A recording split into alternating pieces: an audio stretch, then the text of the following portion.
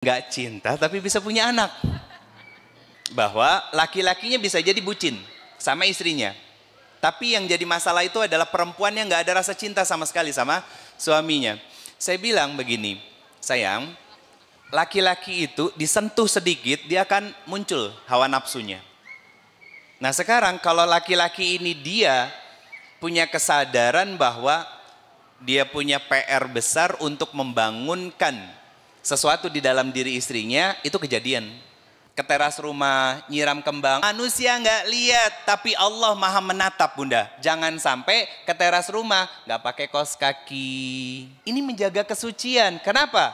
Karena kaki bagian dari aurat wanita. Dan orang yang mau mengingatkan tentang batasan aurat kita, itu adalah orang yang sayang sama kita. Ya Allah, lembutkan hati suami saya. Ya Allah, jadikan dia laki-laki yang salih. Laki-laki yang bertanggung jawab bukan hanya urusan nafkah dunia, tapi juga bisa memastikan saya dan anak-anak saya, keluarga saya, ya, keturunan saya masuk ke dalam surganya Allah Subhanahu wa taala.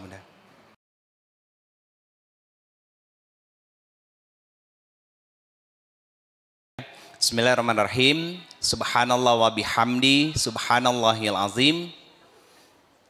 Adada khalqihi wa ridha nafsihi wa zinata arsyihi wa midada kalimatihi. Asyhadu an la ilaha illallah wa asyhadu anna Muhammadar Rasulullah. Allahumma shalli ala Sayyidina Muhammad. Assalamu alayka ya Rasulullah sallallahu alaihi wasallam. Wa ala alihi wa ashabihi wa man tabi'ahum bi ihsan ila yaumiddin.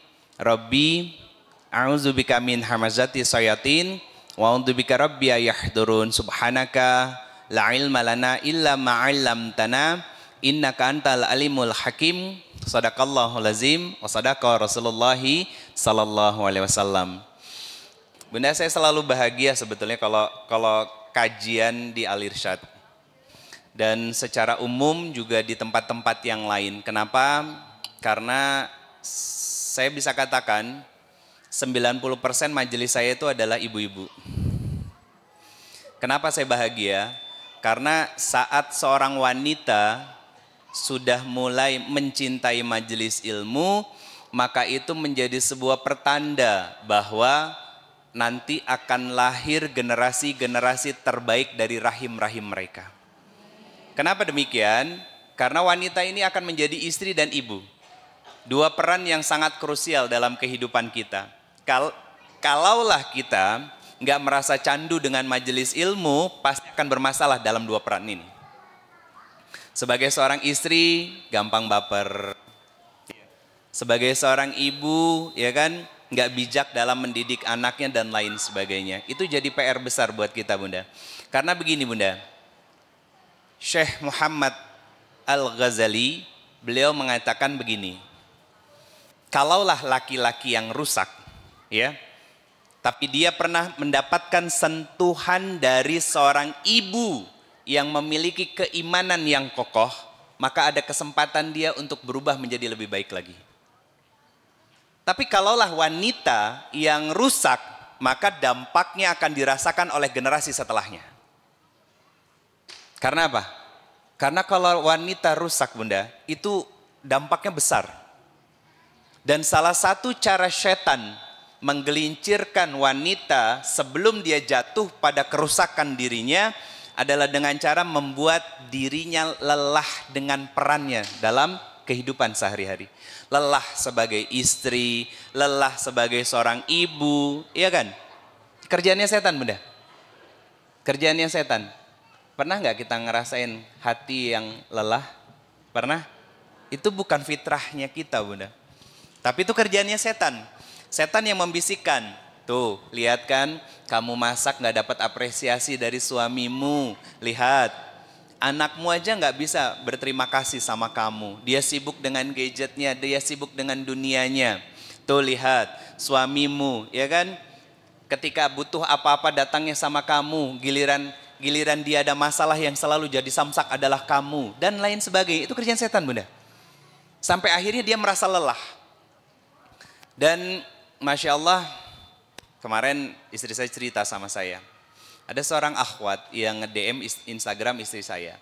Sebelumnya dia nge-DM saya, cuman sama saya nggak dibalas, dia DM-nya ke istri saya. Apa kata dia? Ustadz, saya bersuamikan seorang yang baik, dia rajin sholat. Tapi Ustadz, dalam hati saya nggak ada rasa cinta sama dia. Walaupun nggak ada rasa cinta, tapi saya punya anak dari dia. Istri saya datang ke saya, ayah, gimana ceritanya nggak cinta tapi bisa punya anak? Ya kan, secara psikologi Islam saya terangkan, ya, bahwa laki-lakinya bisa jadi bucin sama istrinya. Tapi yang jadi masalah itu adalah perempuan yang nggak ada rasa cinta sama sekali sama suaminya. Saya bilang begini, sayang, laki-laki itu disentuh sedikit dia akan muncul hawa nafsunya. Nah sekarang kalau laki-laki ini dia punya kesadaran bahwa dia punya PR besar untuk membangunkan sesuatu di dalam diri istrinya, itu kejadian. Kejadian artinya berhubungan suami istri pada malam hari itu. Dan malam-malam selanjutnya walaupun dilakukan oleh istrinya tanpa cinta. Sebetulnya Bunda, untuk membangun cinta antara kita dengan pasangan itu butuh ilmu.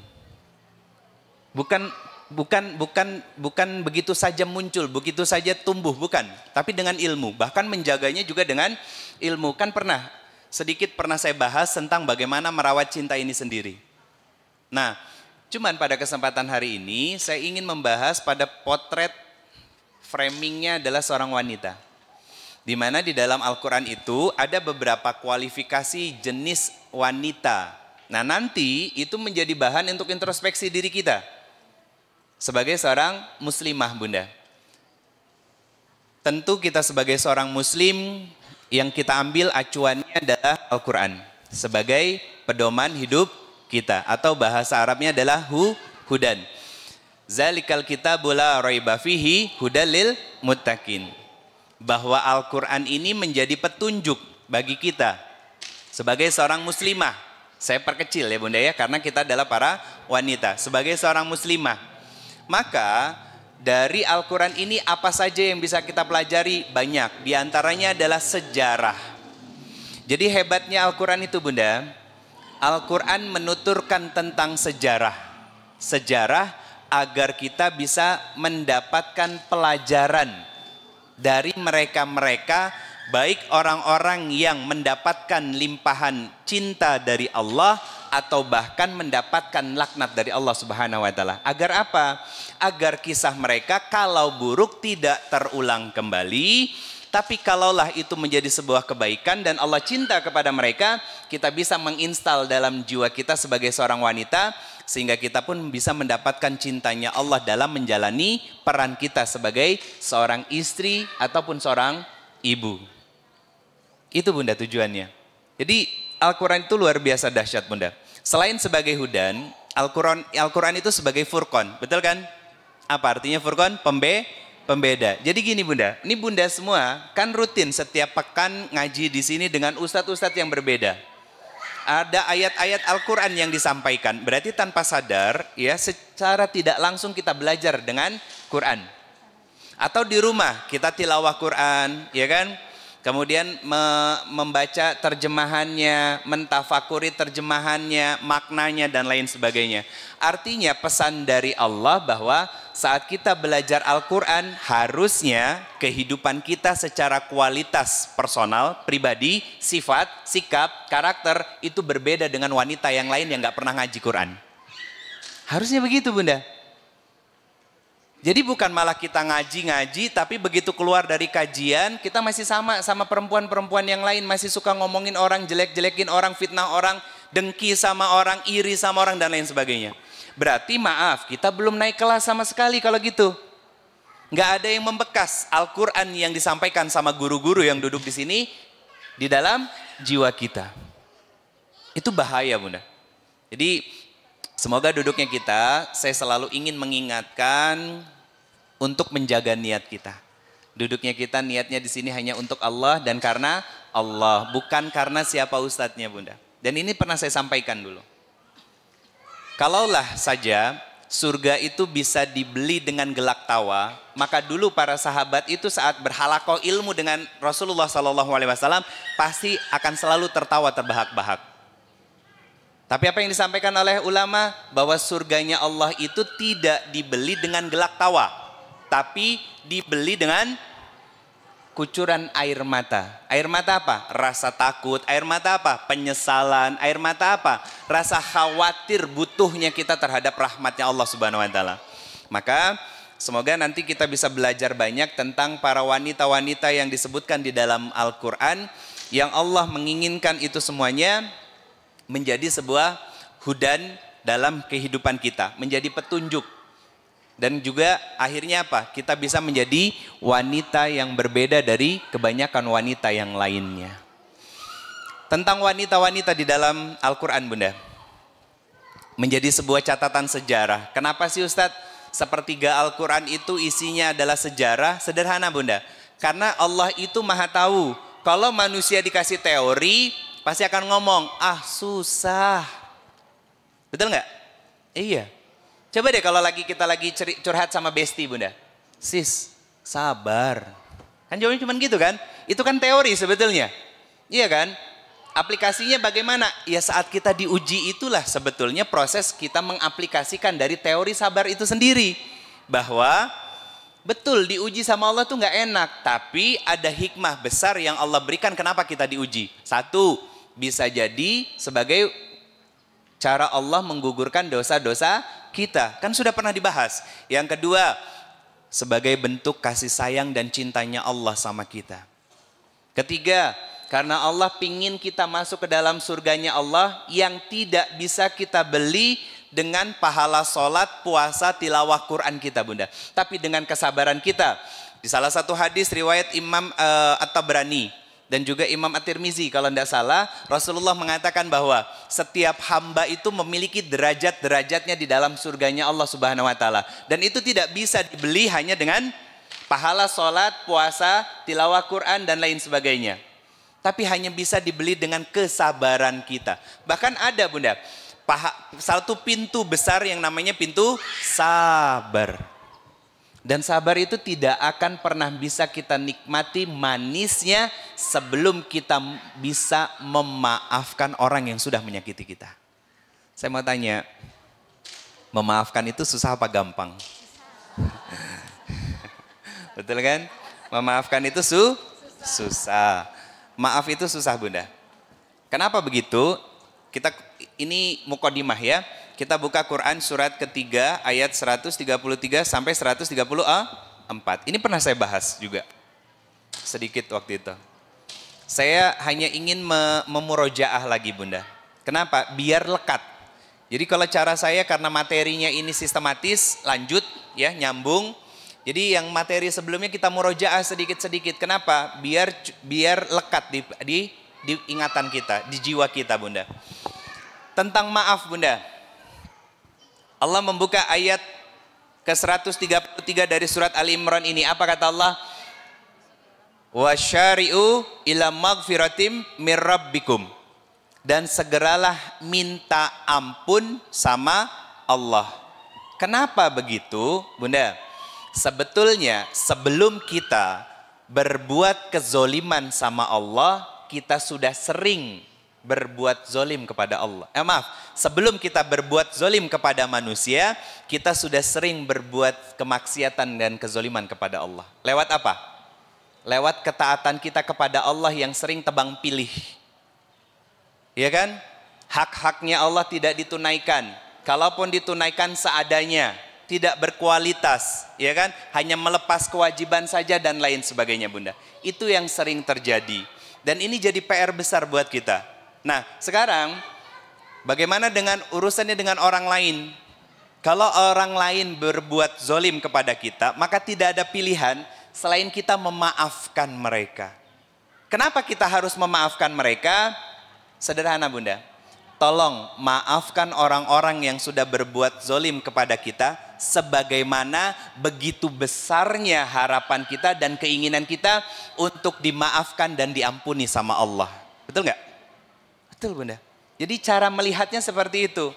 Kalau kita belum dan susah untuk memaafkan orang lain, maka Allah pun akan susah untuk menerima tobat kita.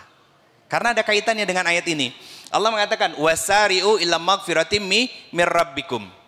Kenapa kita harus bersegera minta ampun kepada Allah Subhanahu wa taala? Karena di ayat 133 ini Allah sudah menyediakan surga buat mereka yang bersegera bertaubat.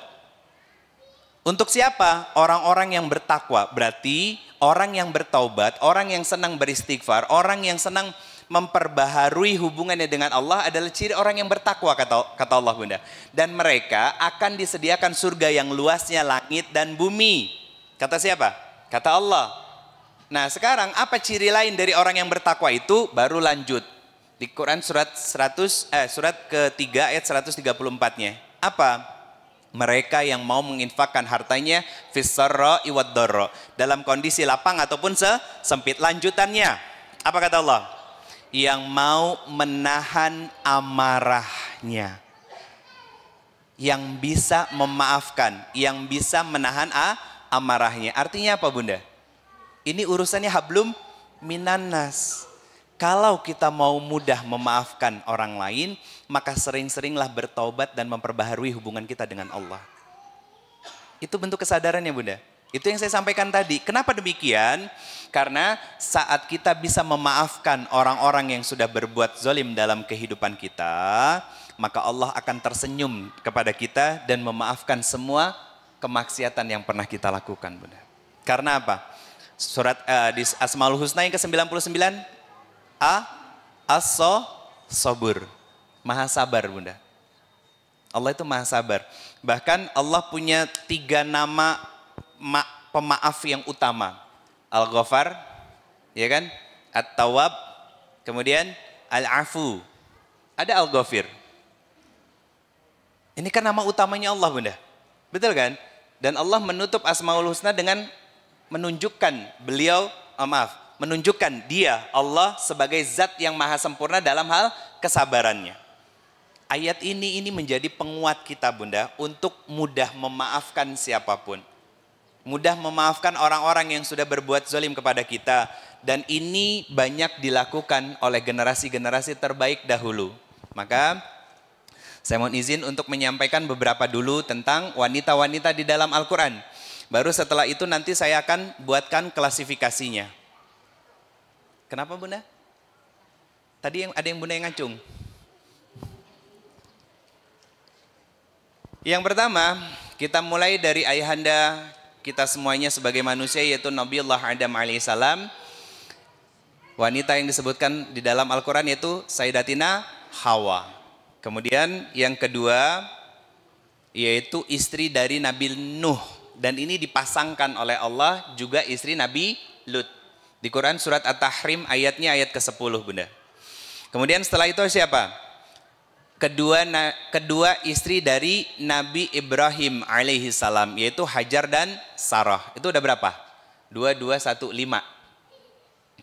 Kemudian selanjutnya siapa? Istri dari Nabi Zakaria alaihi salam.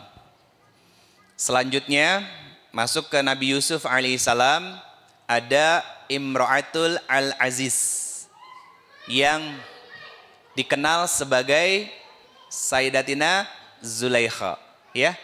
Kita kenalnya itu ya. Nah, kalau Al-Qur'an menyebutnya Imra'atul Al-Aziz. Kemudian siapa lagi? Di fase Nabi Yusuf ini ada wanita-wanita kalau Quran menyebutnya kota itu adalah Madinah. Yang ngapain?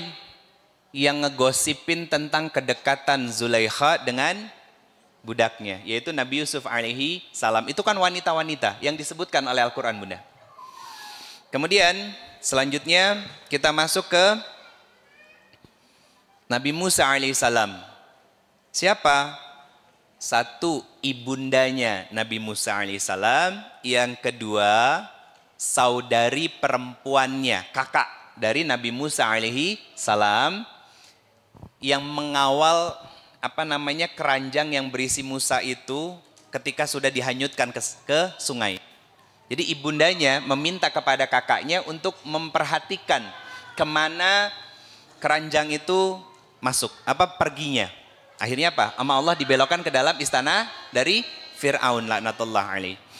Setelah ibunda Musa, saudari Musa, kemudian yang ketiga di zaman Nabi Musa, Itu ada siapa yang disebutkan dalam Al-Quran? Yaitu istri dari Nabi Musa alaihi salam. Gak apa-apa, dicatat aja. Ya. Kemudian kalau yang mau mencatat silakan. Kita masuk ke Nabi Sulaiman alaihi salam. Wanita yang disebutkan siapa? Ratu negeri Saba. Yaitu Bilqis. Yang dikisahkan kemudian menjadi istrinya Nabi Sulaiman alaihi salam. Kemudian siapa lagi? Masuk keluarga Imran sekarang. Istrinya dulu sebelum ada Maryam, ada istrinya Nabi Imran. Siapa namanya? Hannah. Ya, istrinya Imran. Yang kedua baru Sayyidatina Maryam. Kita biasakan untuk runuk, Bunda. Jadi kalau misalkan yang kita tulis Maryam dulu, nanti takutnya ibunya nggak kesebut. Kemudian selanjutnya, siapa lagi? Istri dari Nabi Ayub alaihissalam. Kalau dalam kisah yang populer, istrinya kan ada banyak. Begitu Nabi Ayub sakit, ya kan, istrinya meninggalkan semuanya, hanya tinggal satu saja yang mendampingi. Anaknya meninggal semuanya, hartanya habis.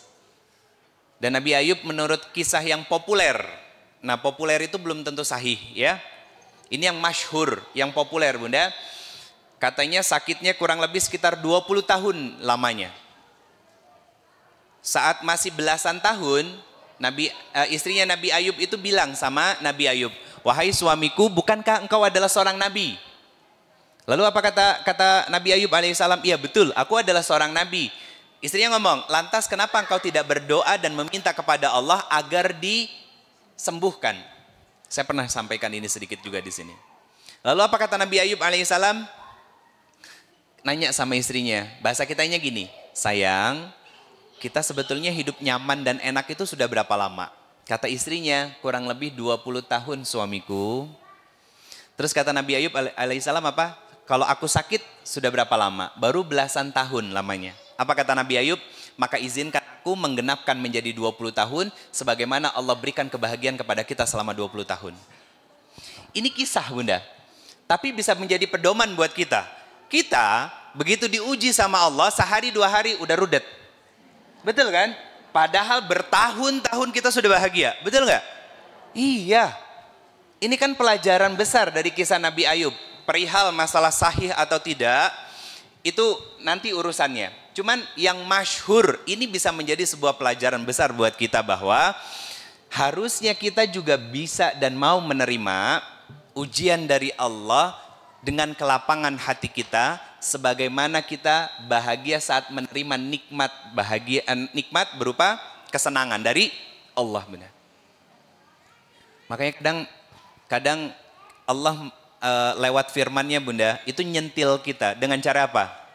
Dengan cara bahwa kita itu sebagai hamba yang banyak berkeluh kesah, betul kan? Iya. Karena apa? Diuji sedikit sama Allah, tapi lupa sama nikmat yang banyak. Ada satu bagian dalam kehidupan kita yang itu merupakan ujian dari Allah, tapi kita melupakan bagian yang lain yang Allah hadirkan dalam kehidupan kita, dan itu adalah nikmat yang seharusnya kita syukuri, Bunda. Artinya begini, Bunda. Kalau kita persentase antara nikmat kesenangan dengan ujian dari Allah, ujian itu jauh lebih sedikit daripada persentase kesenangannya. Hal sederhana yang bisa mengantarkan kita kepada kesyukuran apa? Bangun tidur. Bagaimana doanya? Alhamdulillahillazi ahyana ba'dama amatana wa ilaihin nusur. Kalimat pertamanya apa? Alhamdulillahillazi. Segala puji bagi Allah. Berarti kan kita bersyukur kepada Allah. Kenapa? Karena Allah sudah membangunkan kita setelah Allah mewafatkan kita sementara. Itu kan syukur kita. Osok ingat nggak baca doa itu? Hah? Ya seminimalnya alhamdulillah lah ya Bunda ya, gitu kan. Itu kalau ingat gitu kan. Gitu. Karena gini Bunda, kalau di pagi hari itu saja kita sudah bisa mentafakuri tentang nikmat dan kesyukuran kepada Allah, maka insya Allah seharian itu penuh dengan syukur kepada Allah. Penuh syukur kepada Allah Bunda. Karena apa? Dari starting awal kan, startupnya kita ketika buka mata kan, dan kita terjaga menyadari bahwa bangunnya kita, terjaganya kita di pagi ini itu adalah izinnya Allah dan nikmat yang harus kita syukuri kepada Allah. Maka seharian itu syukur itu akan terus bersemi di dalam hati kita untuk menjaga diri kita bisa berterima kasih kepada Allah atas semua nikmat yang Allah hadirkan dalam kehidupan kita selama satu hari. Walaupun maaf, ada episode suami menjengkelkan dan nyebelin. Tetap bisa ngembalin sama Allah bunda, karena hatinya sudah enteng. Kenapa hatinya enteng? Karena terbiasa bunda. Selanjutnya, setelah Nabi Ayub alaihissalam, baru kita masuk pada Rasulullah Muhammad sallallahu alaihi wasallam. Ada beberapa istri dari Rasulullah sallallahu alaihi wasallam yang disebutkan di dalam Al-Quran bunda. Yang pertama Hafsah. Hafsah ini putrinya siapa? Putrinya siapa? Hah? Umar apa Abu Bakar? Umar bin Khattab. Jadi kalau putrinya Abu Bakar namanya Aisyah. Nah yang kedua itu Aisyah bunda. Yang disebutkan di dalam Al-Quran. Yang ketiga siapa lagi? Zainab. Nah Nabi punya dua istri Zainab bunda. Yang satu namanya Zainab binti Jahsy, yang satu namanya Zainab binti Khuzaimah. Yang disebutkan sama Allah itu Zainab binti Jahsy. Yang kisahnya pernah saya sampaikan juga di sini sedikit. Apa? Kisah tentang perceraian dari Zainab binti Jahsy sebelum menikah dengan Rasulullah dengan siapa? Anak angkatnya yang namanya Zaid bin Harithah. Zainab binti Jahsy ini orang Quraisy. Tapi kalau Zainab binti Khuzaimah bukan. Tapi nama Zainab binti Khuzaimah tidak disebutkan di dalam Al-Quran. Saya hanya menjelaskan saja. Nah Zainab binti Khuzaimah ini yang disebut sebagai Ummul Masakin. Beliau pecinta orang-orang miskin dan yatim piatu bunda. Nah kalau ada di antara kita nih atau keluarga besar dari MTKBP yang senang menyantuni duafa, senang nyantunin anak yatim, berarti hidup karakter seorang Zainab binti Khuzaimah di dalam dirinya. Jadi senang berbagi bunda. Apa namanya berehan ya kata orang Sunda, betul ya? Ya, loyal orangnya. Misalkan bikin etalase ada tulisannya silahkan ambil makanan gratis ini. Disimpan di depan rumah yang lewat banyak motor, banyak mobil, ya kan, ojek online dan lain sebagainya. Maka dia sedang mengamalkan kebiasaan baik dari salah satu istrinya Nabi SAW yaitu Zainab binti Khuzaimah. Jadi bunda, kenapa Nabi SAW istrinya dan dibolehkan oleh Allah secara syariat istrinya lebih dari 4? Silahkan baca buku tentang istri-istri Nabi SAW. Semua istrinya menggambarkan tentang semua karakter wanita di muka bumi ini.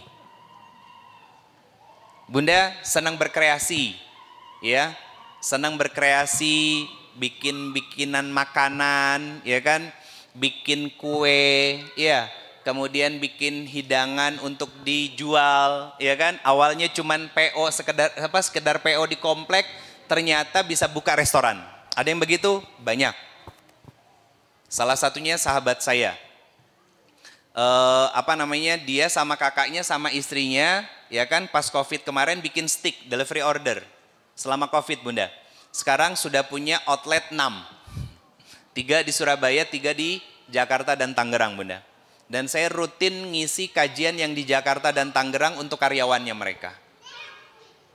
Nah, kalau kita sebagai perempuan, tangannya terampil seperti itu bisa 2. 1, Zainab binti Jahsy tadi, dia bisa menghasilkan uang sendiri. Atau terampilnya hanya sekedar bikin, tapi untuk dikonsumsi sendiri, Saudah. Saudah binti Jam'ah. Itu Saudah, Bunda. Istrinya Nabi yang paling senior itu. Yang kata orang, baik itu ustazah atau ustadz ngomong, istrinya Nabi, kalau Nabi poligami itu tua semuanya. Itu kalau ustazah yang ngomong begitu, baperan dia itu. Karena nggak belajar sejarah, Bunda. Yang tua istrinya Nabi itu cuma Saudah. Karena waktu dinikahi sama Nabi usianya 55 tahun. Ini maaf, saya ngasih tahu ini mengedukasi, bukan ngajarin suami buat nikah lagi. Bukan Bunda. Ya. Buat mengedukasi, biar wawasan kita terbuka Bunda.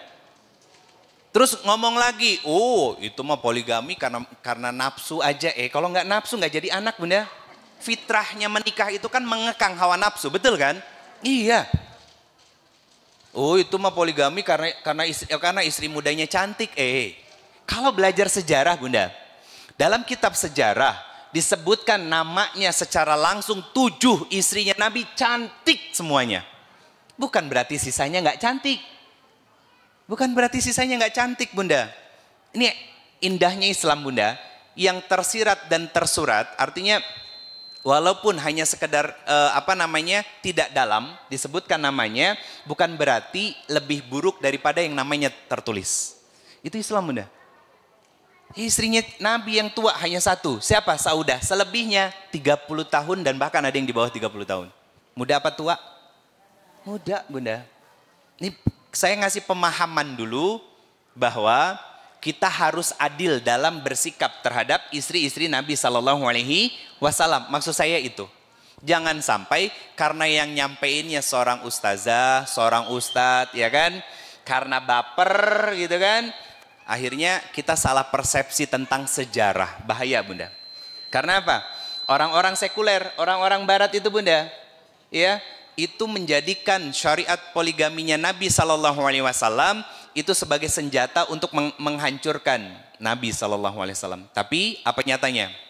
Nabi karena memang sejak dulu sudah mulia dan Allah yang menjaga kemuliaannya, maka tidak ada kehinaan sedikit pun terhadap Rasulullah Muhammad Shallallahu Alaihi Wasallam Bunda. Jadi Bunda semuanya, saya lanjut ya. Selanjutnya disebutkan yaitu Khadijah binti Khuwailid.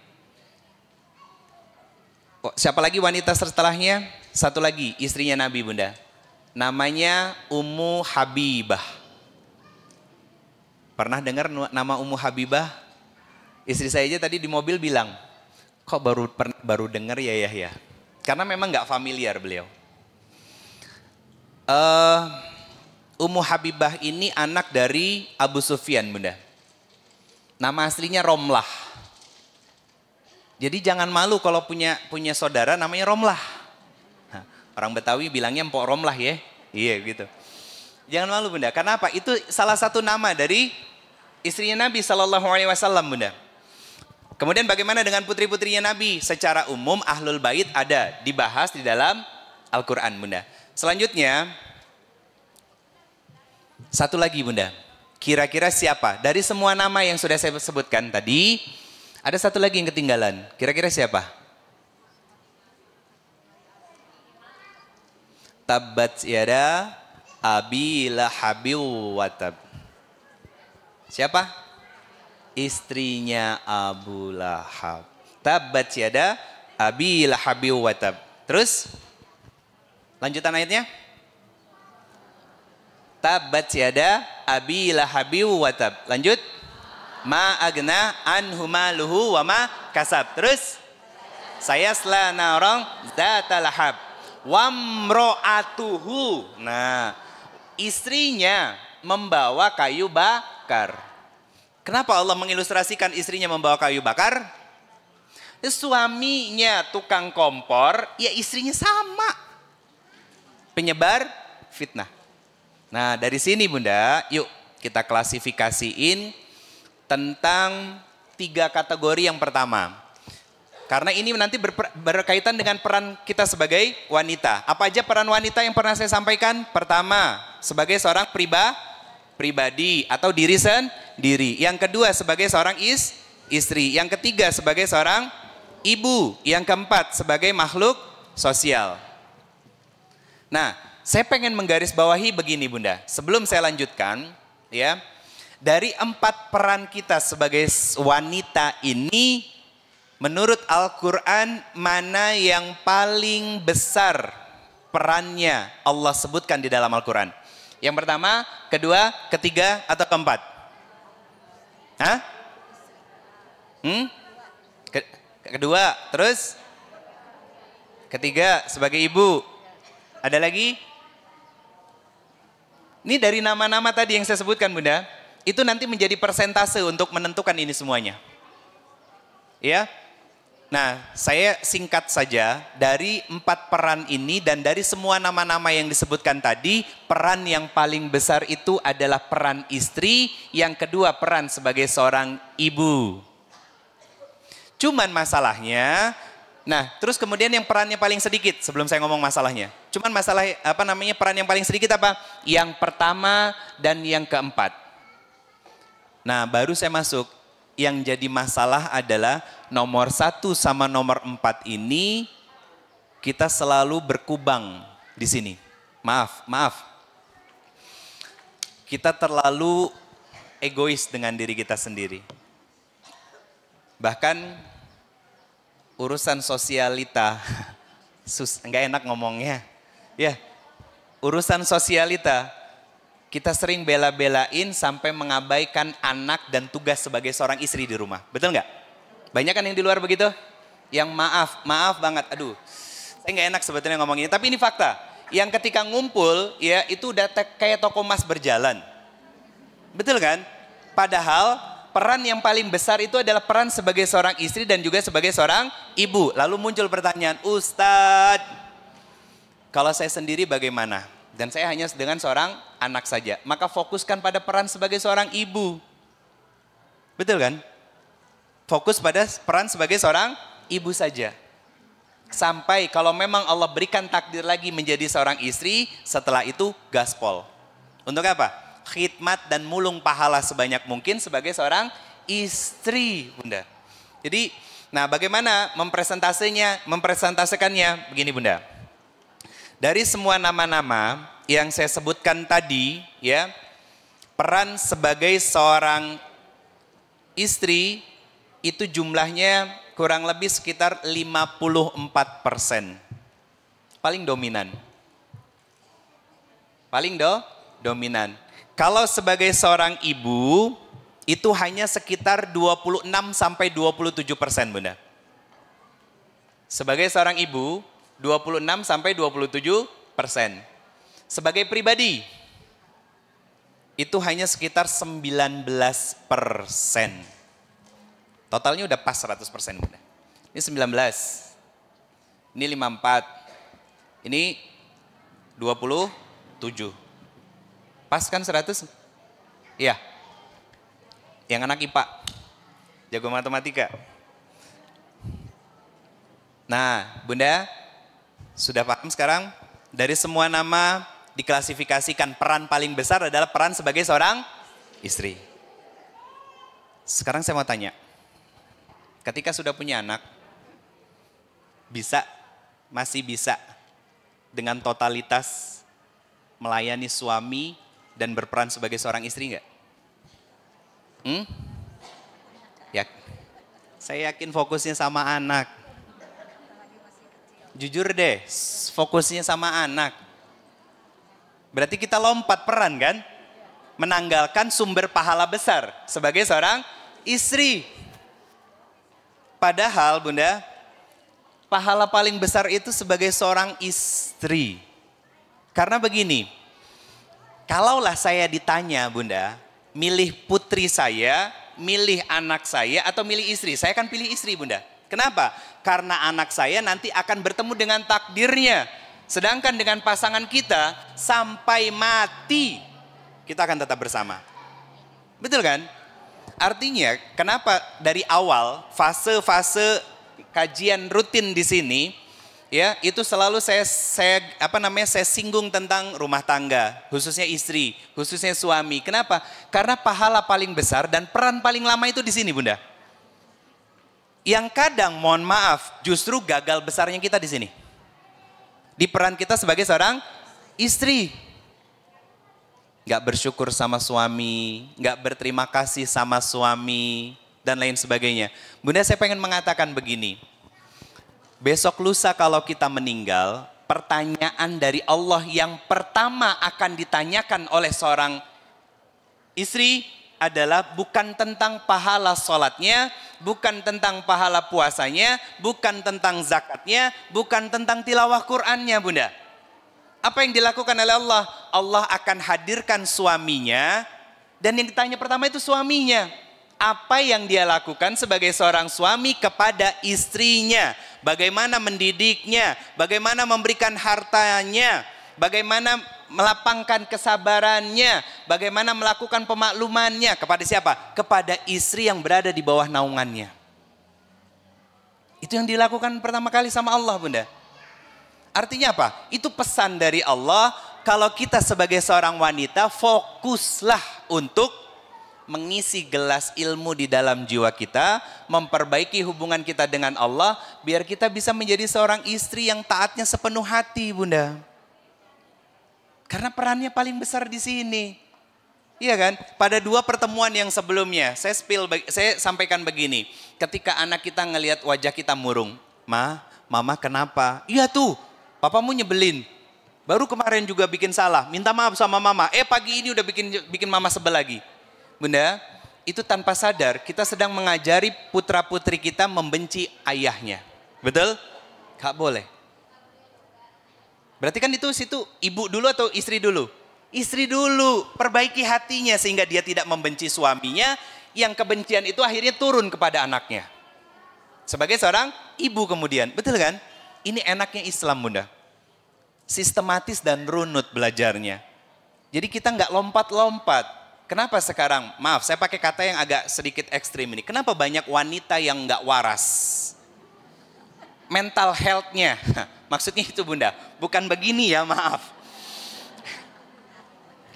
Kesehatan mentalnya banyak yang nggak waras, Bunda. Kenapa?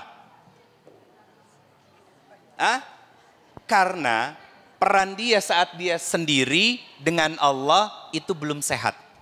Maka tidak Allah sehatkan juga jiwanya saat berhadapan langsung dengan suaminya, Bunda. Betapa banyak, Bunda, maaf, rumah tangga yang kemudian berpisah karena meja hijau, kemudian saling membelakangi, saling membenci.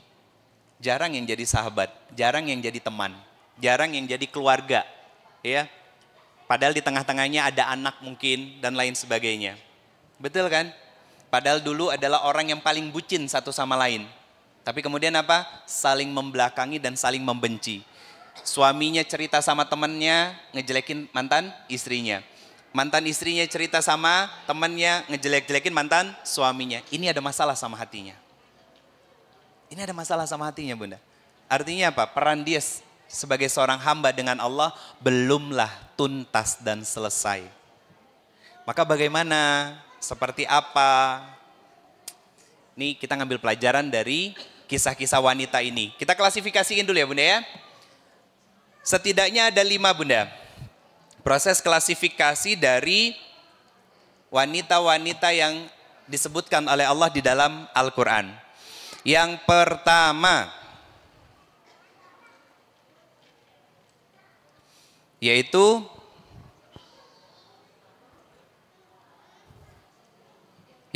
tukang hasud. Saya tulis ya, tukang hasud atau tukang fitnah. Nanti kita ngaca diri ya. Mau? Ya, ini buat ngaca diri loh. Yang pertama tukang fitnah. Atau tukang hasud. Siapa contohnya? Itu. Provokator, Bunda. Kemudian yang kedua,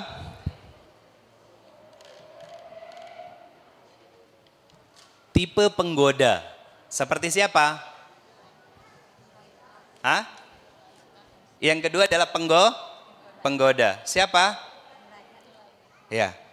Imra'atul al-Aziz atau yang populer dengan sebutan Sayyidatina Zulaikha. Yang ketiga, dia ingkar terhadap suaminya.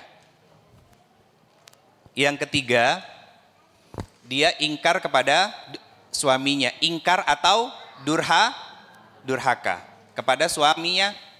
Siapa? Istri Nabi Lut. Kenapa dikatakan durhaka? Nggak mau taat, Bunda. Ada nggak istri model begini sekarang? Banyak. Banyak bunda. Banyaknya pakai banget lagi. Suaminya Masya Allah, subuh sebelum azan udah di masjid. Iya, subuh sebelum azan udah di masjid. Istrinya keliaran nggak pakai jilbab. Padahal suaminya udah ngingetin, ma pakai jilbab. Aduh, mama ke salonnya mahal. Itu durhaka. Kan sama, istrinya Nabi Nuh alaihissalam. Sebetulnya salah satu istri dari Nabi Nuh alaihissalam bunda. Kan mau diajak sama Nabi Nuh bahwa nanti diberikan kabar apa? Akan ada banjir bandang. Tapi nggak mau. Bahkan salah satu putranya yang namanya Kan'an lebih memilih untuk pergi ke gunung. Jadi istri dan anak yang durhaka tuh ada nggak? Ada. Tapi yang lebih banyak suami yang durhaka. Kenapa suami durhaka? Nggak mau ngajarin istrinya, nggak mau ngedidik istrinya, nggak mau jadi teladan, nggak mau jadi sumber ilmu bagi istrinya. Istrinya dituntut, ya kan, untuk melakukan apa yang menjadi kewajibannya, ya kan, sebagai seorang istri, tapi suaminya nggak mau menuntut dirinya untuk belajar thalabul ilmi dan menjadi inspirasi teladan kebaikan bagi istri dan anak-anaknya bunda. Istri yang durhaka banyak, tapi yang lebih banyak suami yang durhaka sama istrinya. Sekarang saya mau tanya bunda, sebelum saya lanjut ke poin keempatnya. Kira-kira menurut bunda, sebagai orang tua, ada nggak sih anak yang durhaka itu? Hah? Ada nggak sih anak yang durhaka itu? Kenapa seorang anak itu durhaka? Nggak mau diajarin. Terus apa lagi? Tidak mau mendengarkan. Oke, sekarang kita cek bunda. Dulu di zaman kekhalifahan Umar bin Khattab, ya, seorang ayah menyeret putranya untuk menghadap Umar bin Khattab. Diletakkan putranya di hadapan Umar bin Khattab. Dan ayahnya mengatakan, wahai Amirul Mukminin, tolong ajarkan dan nasihati tentang anak durhaka. Kata siapa? Kata ayahnya. Kepada siapa? Umar bin Khattab. Akhirnya apa? Umar menyampaikan tentang kisah dan cerita anak yang durhaka dan lain sebagainya. Selesai Umar menceritakan, kemudian anaknya berkata dan menanyakan satu hal kepada Umar bin Khattab. Apa pertanyaannya? Wahai Amirul Mukminin, apakah hak seorang anak atas orang tuanya, yaitu ayahnya? Maka Umar bin Khattab menyampaikan 3 poin utama. Bukan berarti yang lainnya nggak utama, nggak penting bunda. Ini yang paling utamanya dulu, ya. Saya sebutkan 3. Yang pertama, seorang ayah harus mencarikan ibu yang solehah buat anak-anaknya. Nah, kalimat ini pro kontra bunda. Aduh Ustadz, istri saya sudah begini, masa harus ditukar? Kan nggak mungkin kan? Berarti apa PR-nya? Seorang suami harus belajar dan mengajarkan istrinya jadi soleha. Itu solusinya. Gitu. Yang kedua, apalagi? Memberikan nama terbaik buat anak-anaknya. Itu yang kedua. Yang ketiga apa? Yang ketiga apa? Mengajarkan ayat-ayat Al-Quran kepada anak-anaknya. Itu kata Umar kepada anaknya. Apa yang disampaikan sama anak kecil, anak muda ini? Wahai Amirul Mukminin, aku tidak, ibuku, kan pertama ibu ya. Ibuku adalah seorang majusi. Bagaimana aku bisa belajar dari ibuku? Pertama. Yang kedua, namaku tidak memiliki makna kebaikan sama sekali. Yang ketiga, selama aku hidup tidak pernah diajarkan tentang ayat-ayat Al-Quran kepada diriku oleh ayahku. Langsung Umar berubah wajahnya mengatakan kepada si ayahnya ini, sebelum anakmu durhaka kepadamu sebagai orang tua, engkau sebagai orang tua sudah lebih dulu durhaka kepada anak-anakmu. Paham? Tahu siapa sebab anak jadi durhaka? Kita bunda. Sebagai orang tua. Satu, Ustadz saya sudah mengajarkan anak-anak saya. Tapi ya anak saya memang begitu Ustadz. Berarti nggak cukup sabar menjadi guru buat anak-anaknya bunda. Kenapa dia nggak cukup sabar? Ilmu yang dia punya belum diinstal dulu dalam diri kita. Saya dapat kisah Bunda, salah satu guru kita. Beliau itu kalau di dalam rumah itu nggak serius-serius amat. Nggak serius. Maksudnya banyak bercandanya, sama anak-anak yang bercanda, sama istrinya apalagi gitu. Karena memang rumah tangga itu nggak sekaku itu Bunda. Rumah tangga itu nggak sekaku itu. Nah, beliau hanya serius pada hal apa? Salah satunya adalah Al-Quran dan sholat. Dan itu yang saya terapkan sama putri saya di rumah. Ketika pulang jemput atau di rumah lagi berdua, yang saya tanya adalah hafalannya. Yang saya tanya adalah apa yang dipelajarinya di sekolah. Murojaahnya, ziyadahnya sampai, tilawahnya sampai apa. Dan lain sebagainya. Kenapa? Karena Al-Quran inilah yang bisa merubah hidup kita Bunda. Kalau yang lain yang bercanda, wajar. Karena apa? Rasulullah SAW beserta dengan istri-istrinya Bunda, itu nggak sekaku itu rumah tangganya, nggak kayak rumah tangga Bunda semuanya. Ngerasa nggak? Kaku kayak kanebo kan? Kanebo garing, kanebo kering bisa dipakai nggak Bunda? Nggak, ngelap mobil lecet. Terus bagaimana Ustadz biar suami nggak kaku kayak kanebo kering itu? Basahi dengan air mata Bunda yang jatuh di tempat sujud. Karena nggak ada yang bisa merubah suami selain Allah. Maka minta sama Allah Bunda. Allah itu yang paling tahu kesedihan kita. Allah itu yang paling tahu kita betapa capek dan letihnya. Allah yang paling tahu betapa lelahnya hati kita. Maka ceritakan semuanya sama Allah Bunda. Kayak kemarin Bunda. Tiba-tiba ada yang DM. Nanya tentang suaminya yang tiba-tiba datang ke rumah orang tua si istri. Ini yang nanya istri. Datang ke rumah orang tuanya, bilang sama bapaknya untuk mengembalikan putrinya beserta pakaiannya. Itu kan talak. Itu kan talak Bunda. Kalau ngambil secara syariat, secara saklek itu udah talak 3 Bunda. Karena bajunya sudah dianterin dan langsung ngomong sama walinya langsung. Nah, si perempuan ini bilang, ya kan? Si perempuan ini bilang, saya sedang sakit. Kemudian saya baru melahirkan. Kok suami saya tega melakukan itu? Saya bilang, Mbak, pertanyaan Mbak sudah saya jawab. Selebihnya kembalikan lagi sama Allah. Kenapa Bunda? Saya ada kalimat seperti itu. Saya nggak pernah mau ngedengerin curhatan perempuan. Itu kan curhatan. Kalau pertanyaan gimana? Ustadz, saya ada masalah dengan suami saya. Kira-kira apa yang harus saya lakukan? Itu pertanyaan. Tapi beda halnya. Ustadz, suami saya begini. Atau Ustadz, istri saya begini. Itu kan curhat, capek Bunda. Makanya saya selalu cut. Biasanya saya closing dengan kalimat barakallahu fikum. Masih ngechat juga, encet selesai. Sadis? Iya Bunda, harus. Yarhamkumullah. Kenapa? Karena orang-orang seperti itu hanya butuh validasi dari perasaannya. Cuman butuh didengar. Dia nggak butuh solusi. Lah ngapain nanya kalau kayak begitu? Makanya kadang saya arahkan ke istri Bunda. Dia juga kadang suka greget juga. Gemes kalau ngadapin orang-orang begitu. Saya bilang, kalau sudah capek, nggak usah dibalas lagi sayang. Biarin aja udah. Karena apa? Allah tidak akan menghisap kehidupan orang lain yang kita ketahui. Dan kita juga nggak ada urusan dengan kehidupan orang lain. Kita fokus sama diri kita aja sudah. Orang datang bertanya, itu Allah yang izinkan. Dan Allah kasih titipkan ilmu dan hikmah lewat diri kita. Tujuannya untuk apa? Untuk memberikan solusi. Jawaban saya selalu sama Bunda. Ketika ada pertanyaan, bagaimana kita dengan pasangan, bagaimana kita dengan anak-anak, bagaimana dengan orang tua dan lain sebagainya. Di salah satu postingan saya Bunda di Instagram, yang saya nyampein tentang salah satu ciri orang toksik di masjid ini, salah satunya adalah S. Hobinya apa? Salah-salahin orang.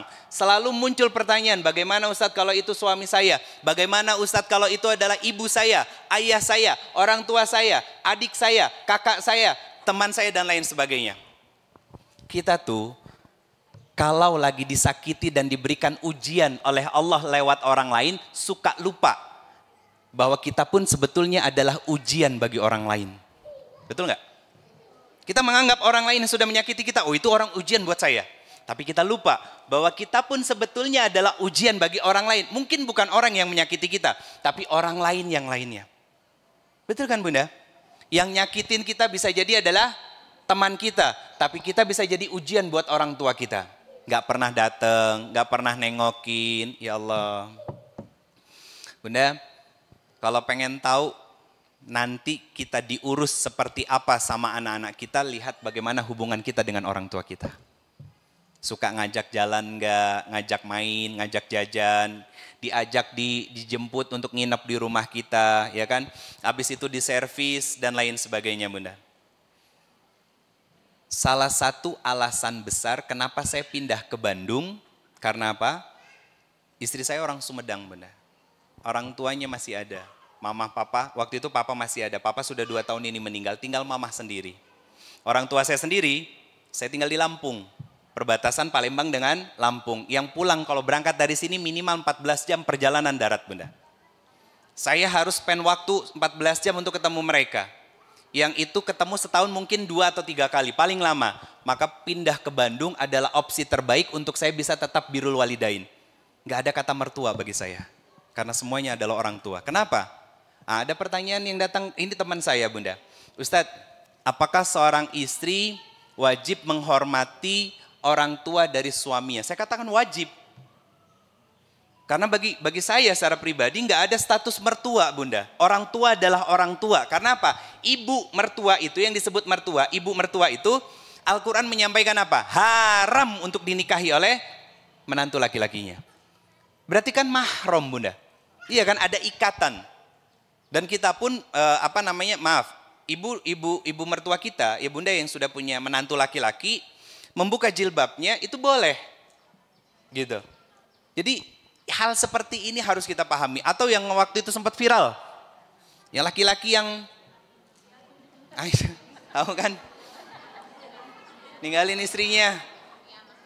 Harusnya istrinya kan diajak untuk berbakti sama orang tuanya. Kenapa? Begini Bunda, ini saya sampaikan kepada para bunda ya.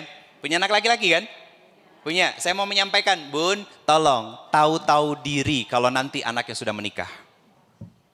Saya katakan, Bunda punya anak laki-laki, maka saya akan katakan, tahu-tahu dirilah sebagai seorang ibu ketika anak laki-lakinya sudah menikah. Kenapa? Dia sudah punya kehidupan yang baru bersama dengan pasangannya. Jangan direcokin, apalagi sampai ngomong, anak laki-laki sampai kapanpun tetap milik ibunya. Pret. Aduh Bun, kalau anak laki-laki kita dengan istrinya, harusnya apa yang kita dorong? Nah, ayolah ajak istrimu main ke rumah, ya kan? Biar dia bisa dekat sama ibu, gitu. Kalaulah nanti ibu semakin tua, ya kan? Kalau bukan istrimu yang nemenin ibu ke kamar mandi, nggak mungkinlah kamu laki-laki. Betul kan Bunda? Iya. Harusnya kan senang. Dan kita pun sebagai menantu perempuan juga harus senang untuk apa? Untuk bisa dekat dengan orang tua. Kenapa? Karena nanti anak cucu keturunan kita pun akan mengikuti cara yang sama Bunda. Ini pelajaran-pelajaran besar dari kisah orang-orang terbaik dahulu Bunda. Yang pertama tadi, apa? Tukang fitnah atau tukang hasad. Yang kedua, apa? Penggoda. Yang ketiga, ingkar atau durhaka kepada suami, tidak taat kepada suami. Terus yang selanjutnya, yang keempat yaitu tipe pejuang Bunda. Paham maksudnya tipe pejuang? Dia fighter sejati. Tipe pejuang. Maksudnya gimana? Ini nomor 4 sama nomor 5 punya keutamaan dan keistimewaannya tersendiri Bunda. Saya sebutin dulu yang nomor 5-nya ya. Yang nomor 5-nya yaitu menjaga kesucian.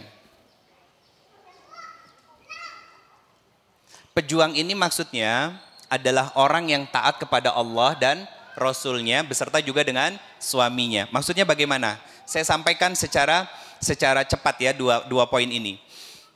Pejuang, kita sama-sama buka Quran surat ketiga. Quran surat ketiga ayat 142. Ada yang pegang mushaf? Quran surat ke 3, ayatnya ayat ke 142. Apa yang disampaikan Allah? Allah berfirman, am hasibtum an tadkhulul jannah. Kata Allah, wanita yang salihah, kalian tidak akan dibiarkan begitu saja masuk ke dalam surganya Allah. Sebelum apa? Nah, lanjutannya, allazina jahadu minkum wa ya'lamas sabirin. Apa? Ada 2 kalimat sini Bunda. 1, berjihad. Yang kedua, sabar. Kenapa ada kata jihad? Nah, ini kaitannya dengan pejuang ini. Pejuang dalam ketaatan kepada Allah dan Rasulnya dan kepada suaminya. Apa jihad ini? Kalimatnya yaitu jahada. Apa jahada? Sungguh-sungguh. Sungguh-sungguh apa? Taat kepada suami apapun kondisi dan keadaannya. Susah ya? Nah, itu kenapa disebut pejuang Bunda. Apa yang dikorbanin? Apa yang dikorbanin? Ego. Betul kan? Bukan berarti mematikan ego kita, bukan. Tapi menekan ego kita untuk memunculkan keimanan kita Bunda. Karena apa? Yang namanya taat kepada Allah pernah saya sampaikan di pertemuan sebelum ini, bahwa perasaan sama iman itu tempatnya berbeda. Masih ingat? Saya kantong ini mic-nya. Kayak tukang obat ya jadinya. Pernah lihat yang di pasar malam tukang obat kan ngantongin mic ya Bunda ya? Iman sama perasaan itu tempatnya berbeda Bunda. Iman sama perasaan tempatnya berbeda. Kalau perasaan itu dominannya tempat rekreasi bagi setan. Beda sama cinta kasih. Ya, dari seorang perempuan, rahim, itu beda. Beda tempat Bunda. Nah, kalau satu lagi iman. Nah, ketaatan kepada suami itu pakainya iman, bukan pakai perasaan. Kalau pakai perasaan selalu ada kalimat tapi. Betul? Ini karena konteksnya perempuan Bunda. Saya kemarin diomelin lagi posting video kan ya gitu. Ustadz seharusnya yang lebih dinasehatin itu adalah laki-laki gitu. Karena banyak laki-laki yang gak tahu diri dan lain sebagainya. Saya gak ngerti nih orang yang komen kayaknya gak paham dengan konteks video itu gitu kan. Bahwa sebetulnya di bawah-bawah dari video saya yang baru-baru ini, itu pun banyak video saya menasehati para laki-laki. Kalau bahasa saya sederhana, banyak laki-laki yang gak tahu diri. Kenapa gak tahu diri? Karena mereka hanya fokusnya cari nafkah, lupa untuk belajar di majelis ilmu, cari guru, cari ilmu untuk apa? Untuk dia amalkan, kemudian dia ajarkan kepada istri dan anaknya. Kenapa? Karena seorang suami punya kewajiban untuk mendorong istrinya dan juga anak-anaknya sampai ke depan pintu surganya Allah. Kenapa demikian? Karena Allah mengkaruniakan akal yang luas bagi seorang laki-laki. Artinya kalau akalnya luas, Bunda, maka kesabarannya juga luas. Maka pemaklumannya juga luas gitu. Itu seharusnya laki-laki. Kalau saya kebanyakan spill kayak begini tentang laki-laki, nanti materi perempuannya nggak tersampaikan sama saya. Makanya kadang saya suka kalau yang begitu-begitu nggak saya balas komennya. Kenapa? Nguras energi Bunda. Karena saya berhadapan dengan makhluk yang paling kuat di muka bumi. Ras terkuat. Kan memenya begitu ya. Padahal demi Allah perempuan itu makhluk paling lemah Bunda. Saya katakan maaf ya, maaf banget. Semandiri-mandirinya seorang perempuan tetap dia cengeng, ogo, manja. Sama siapa? Suaminya. Kalau nggak dapat suaminya, kemana? Dia tahan diri dia. Ya, dia tahan diri dia dan jadi energi negatif yang nggak rilis. Akhirnya korbannya siapa? Itu tahu. Salah tempat berarti kan? Seharusnya kalimat pejuang ini, kesungguhan jihadnya berarti fokusnya kepada Allah Bunda. Bukan buat nyenengin suami, Bunda akan kecewa. Tapi untuk membahagiakan Allah bahwa kita diamanahi tugas sebagai seorang istri menuntaskannya dengan sepenuh hati. Sehingga apa? Sehingga kita layak menjadi wanita yang dirindukan surga. Pernah saya bahas, Kita murojaah lagi. Ummu Salamah pernah bertanya sama Rasulullah. Apa pertanyaannya? Ya Rasulullah, mana yang lebih utama, wanita dunia atau wanita surga? Wanita surga maksudnya bidadari surga. Kata Rasulullah apa? Yang paling utama adalah wanita dunia kalau dia soleha. Itu ada term and conditionnya Bunda. Ada ketentuannya. Apa ketentuan yang digarisbawahi?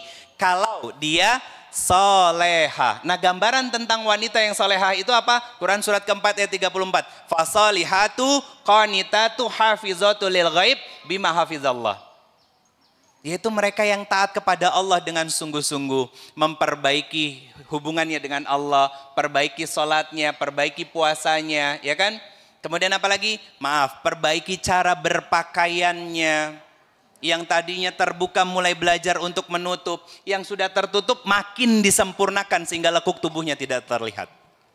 Itu solehah Bunda. Dia tanpa tapi.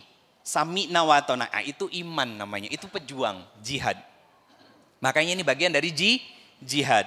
Dan yang namanya taat itu butuh sabar. Makanya jihad sama sabar ini kesungguhan kita untuk taat kepada Allah, kesungguhan kita taat kepada Rasulullah SAW, dan kesungguhan kita untuk taat kepada suami itu butuh kesabaran. Saya kaitkan dengan awal muqaddimah tentang sabar dan maaf. Apa? Salah satu dari 8 pintu surganya Allah. Apa namanya? Sabar.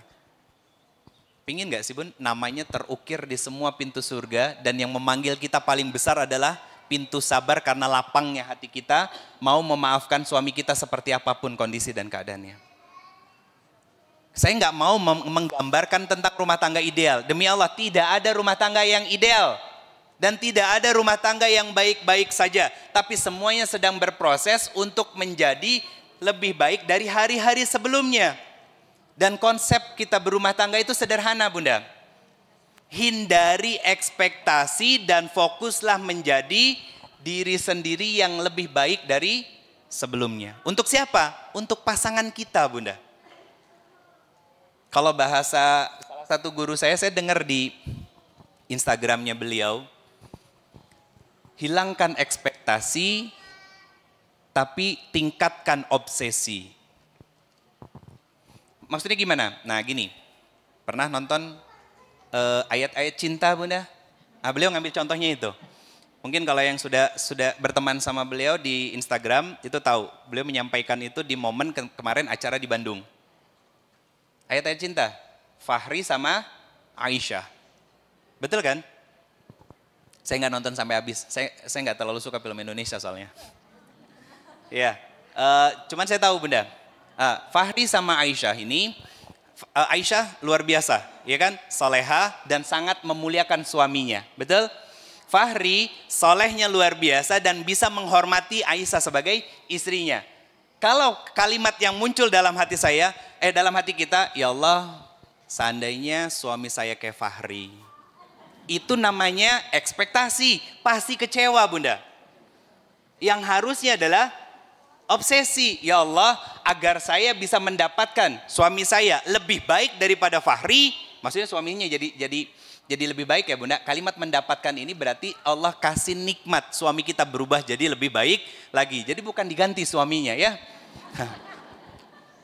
Artinya begini, artinya saya harus lebih baik daripada Aisyah dalam ketaatannya dan cara dia memuliakan suaminya.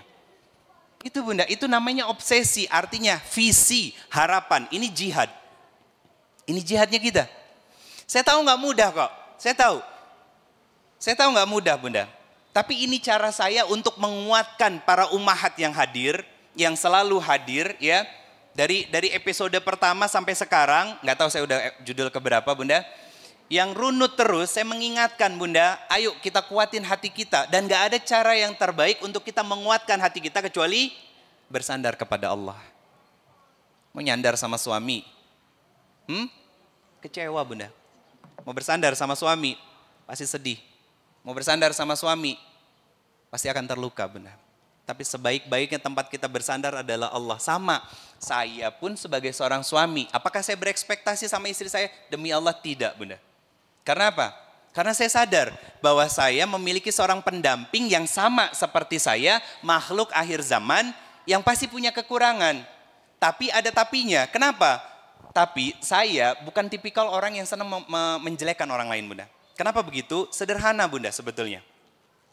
Apalagi ketika lagi diskusi gitu ya, atau lagi bergesekan, saya mengungkit-ungkit kekurangan istri saya. Tanya, saya nggak pernah menentukan standar dia harus seperti apa, bagaimana dan lain sebagainya. Itu semua saya sampaikan kepada Allah. Kenapa? Kalau saya sampaikan kepada istri saya, nggak sesuai dengan apa yang saya harapkan, saya pasti kecewa. Tapi semua yang saya sampaikan kepada Allah. Kenapa begitu, Bunda? Quran surat At-Tin ayat keempat. Laqad khalaqna fi ahsani taqwim. Apa kata Allah? Aku sudah menyempurnakan ciptaanku. Berarti secara ciptaan sudah sempurna. Itu satu. Di Quran surat Al-Isra. Walaqad karamna bani Adam. Surat Al-Isra surat ke-17. Selain sempurna secara ciptaan, Allah itu sudah memuliakan, memberikan kemuliaan kepada kita sebagai manusia yang merupakan ciptaannya Allah. Lantas ayo kita sama-sama tanya sama diri kita. Kalau Allah sudah mengatakan bahwa ciptaannya sudah sempurna dan sudah dimuliakan oleh Allah, lantas alasan apa kita sebagai pasangan yang hanya tertitipi mencari-cari kekurangan dari pasangan kita, Bunda? Apa alasannya? Bisa jawab? Allah yang menciptakan pasangan kita mengatakan mulia, sempurna. Berarti kan tidak ada cacat. Betul kan? Lantas alasan apa yang kita hanya tertitipi? Terus kita mengungkit-ungkit kesalahan pasangan kita. Apa kata orang Sunda? Neteli. Iya. Di situ poin jihad itu dipertaruhkan, Bunda. Kalau kita tidak bisa ya memblok perasaan negatif di dalam jiwa kita dan hanya fokus pada kebaikan pasangan kita, maka tidak ada nilai jihad di dalamnya. Berarti kita belum sabar di sisi Allah, maka jatuhnya apa? Menjadi seorang istri yang kufur nikmat kepada suaminya. Tempatnya di mana? Di nerakanya Allah Subhanahu wa taala, Bunda. Kemarin ngobrol sama istri Bunda. Saya berharap ini jadi tips, Bunda, buat Bunda semuanya. Istri saya tiba-tiba nanya begini, Ayah, kalau misalkan Bunda lebih, saya kan biasa ngobrol sama istri, sayang kayaknya ayah dulu deh yang pulang. Kata saya gitu. Kenapa? Kalau misalkan Bunda yang lebih dulu pulang, ya, ayah nggak tahu gimana cara ngerawat dan membesarkan kakak. Tapi kalau ayah yang lebih dulu, Bunda sebagai seorang ibu yang bisa menjaga dan merawat kakak. Dia ngomong apa? Dia ngomong tiba-tiba, Ayah, kalau misalkan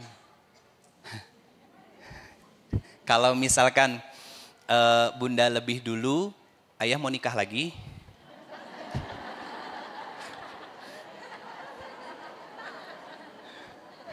Gak apa-apa sayang, ya jadi cerita ya. Apa jawaban saya, Bunda? Jawaban saya nggak iya dan nggak enggak. Saya jawab,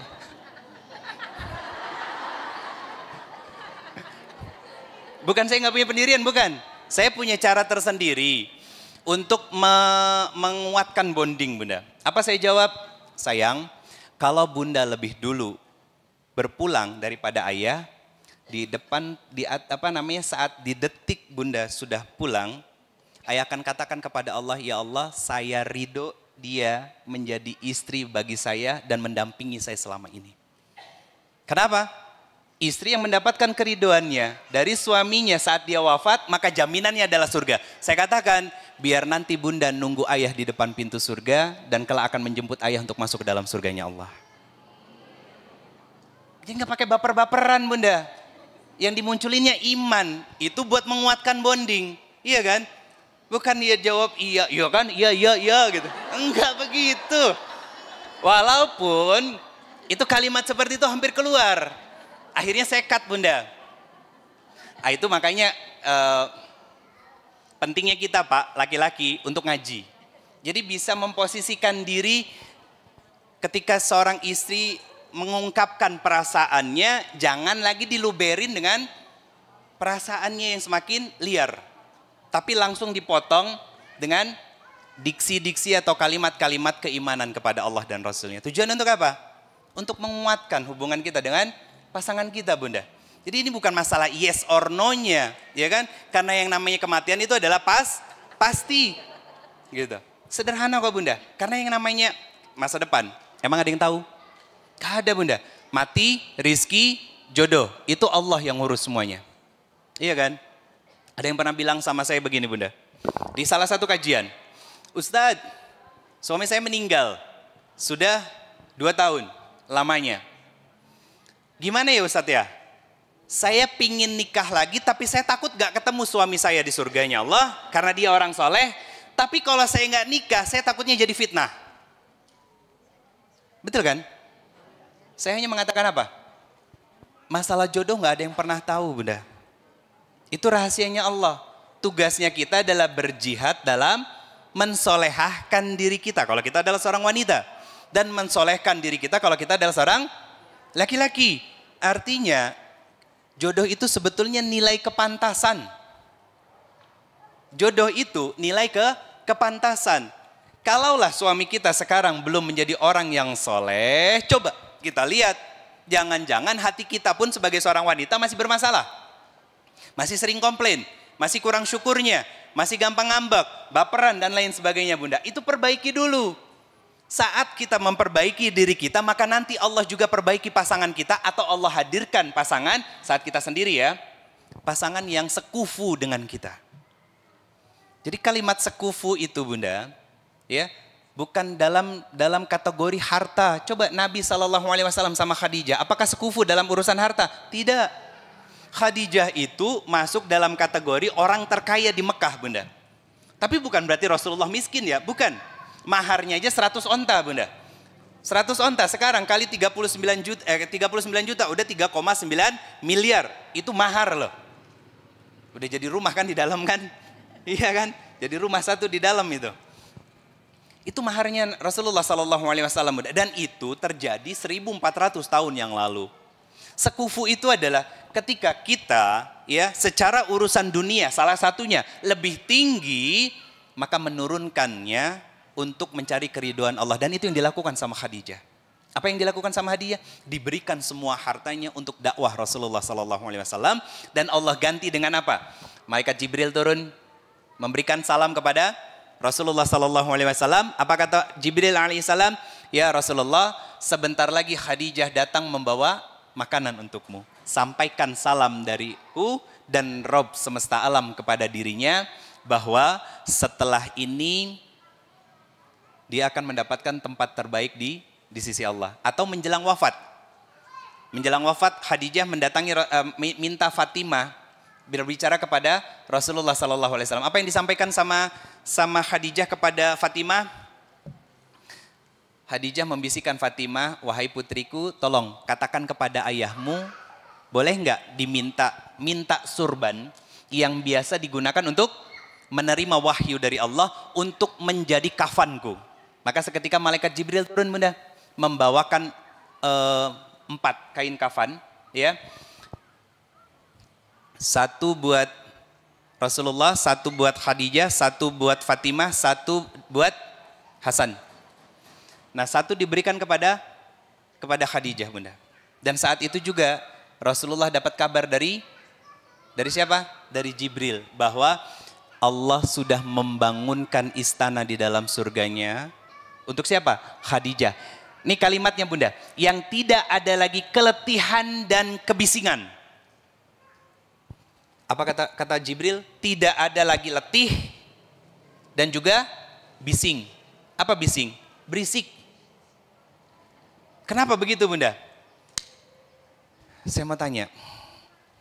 Ada nggak sih di sini? Saya ngambil ilustrasi yang paling gampang. Mendampingi suami dari 0.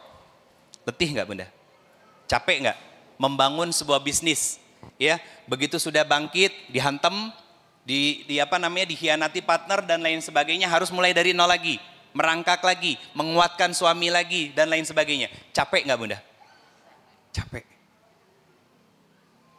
Saya ngebayangin istri saya ngedampingin saya yang dakwah, Bunda. Yang ujiannya saya katakan besarnya luar biasa. Capek dia. Makanya kenapa jawaban yang muncul dari lisan saya ketika dia tanya, ayah, kalau bunda lebih dulu wafat, ayah nikah lagi atau tidak? Jawaban saya tadi yang saya keluarkan karena saya tahu betapa capeknya dia mendampingi dan menemani saya, bunda. Besar hatinya dan lain sebagainya. Ini letih jihadnya bunda. Jadi kalimat dari, ini kan sebetulnya berita dari Jibril kepada siapa? Kepada Rasulullah tentang siapa? Tentang Khadijah. Tapi ini jadi pelajaran buat kita. Belajarlah jadi istri yang siap untuk letih dan capek, bunda. Karena keletihan dan kecapean kita hanya di dunia. Dan nanti di akhirat, di surganya Allah tidak lagi ada keletihan dan kecapean lagi, bunda. Yang ada apa? Kebahagiaan. Bahkan bunda mau menikahkan suami bunda dengan ratusan bidadari surga, gak akan lagi ada cemburu. Gak akan ada lagi cemburu, bunda. Hari ini di detik ini, maaf bunda. Bunda berhubungan suami istri sama suami bunda. Begitu selesai, bunda kembali perawan. Itu surga, bunda. Jadi saya menyampaikan seperti ini untuk menguatkan hati bunda. Kenapa disampaikan tentang kisah orang-orang terbaik dahulu. Dengan kualifikasi seperti ini. Ada yang mereka tukang fitnah. Kemudian tukang kompor, hasad, provokasi. Ya kan? Kemudian dia ada juga pengkhianat. Ada yang tidak taat kepada suaminya. Agar itu tidak terjadi sama diri kita. Tapi fokusnya pada apa? Yang keempat sama kelima. Apa? Bersungguh-sungguh untuk taat kepada suami. Sebagai jihadnya kita sebagai seorang istri, bunda. Saya tahu nggak mudah. Karena posisi saya melihatnya dari framing perempuan, bunda. Bukan hanya sebagai seorang laki-laki. Ustadz mau ngomong begitu laki-laki, demi Allah tidak. Karena saya juga meraba bagaimana letih dan capeknya istri saya mendampingi saya. Yang maaf bunda, kadang saya di rumah itu cuma 2 hari seminggu. Bunda berapa hari di rumah sama suami? Setiap hari kan? Kemana saya? Keluar kota bunda, safari dakwah. Bahkan saya pernah meninggalkan istri saya sampai 15 hari, setengah bulan. Untuk dakwah. Apa yang saya sampaikan? Sayang, kita nggak usah telepon-teleponan dan video call. WhatsAppan aja. Saya kemana-mana saya share live location bunda. Kenapa begitu? Saya tahu capeknya. Saat dia pengen cerita, saya nggak ada. Iya kan? Saat ngadepin si kecil, ya kan, yang ya walaupun cuma satu bunda, tapi aktif.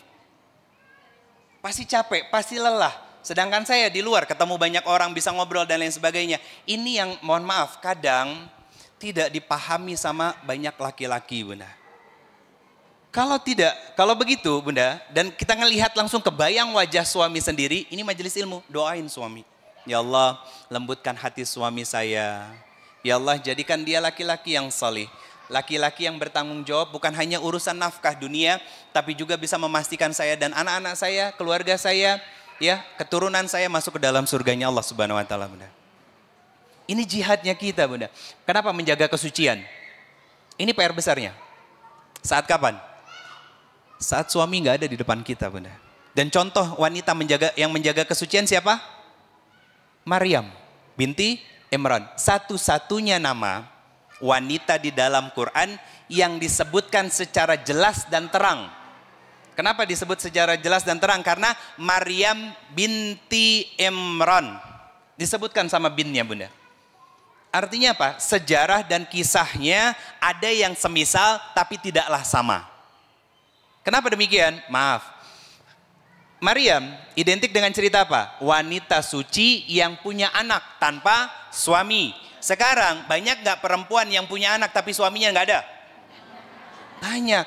Hamil baru 6 bulan, anaknya tiba-tiba udah lahir, suaminya entah kemana. Kan itu. Makanya disebutkan namanya secara spesifik oleh Allah, terang, jelas. Maryam binti Imran. Disebutkan, kenapa? Menjaga kesucian. Nah sekarang relevansinya kepada kita sebagai seorang perempuan apa? Sebagai seorang istri apa? Saat suami tidak ada di hadapan mata, pintar-pintarlah menjaga kesucian diri. Bagaimana caranya? Sederhana bunda, mau keluar rumah izin. Bukan hanya izin, tapi minta keridhaan dari suami. Pernah sudah saya ajarin kan? Ya kan? Bukan hanya sekedar permit, bukan hanya sekedar ngasih tahu. Di Al-Irsyad ada kajian rutin setiap pekannya. Ustadz, suami saya ketika saya izin, udah mah berangkat gak apa-apa. Tetap bunda, kita harus mengatakan, papa ridho atau enggak. Biar dia bisa, gini bunda, laki-laki itu mikirnya juga belakangan bunda. Ketika dia tahu, Istri saya ternyata berubah, adabnya makin terjaga. Dia betul-betul butuh keriduan saya karena dia sadar bahwa keriduan Allah ada di keriduan suaminya. Maka dia akan semakin sayang sama istrinya. Ke teras rumah, nyiram kembang, Allah nggak lihat. Maaf, manusia nggak lihat, tapi Allah maha menatap bunda. Jangan sampai ke teras rumah, nggak pakai kaos kaki. Iya, ini menjaga kesucian. Kenapa? Karena kaki bagian dari aurat wanita. Dan orang yang mau mengingatkan tentang batasan aurat kita, itu adalah orang yang sayang sama kita.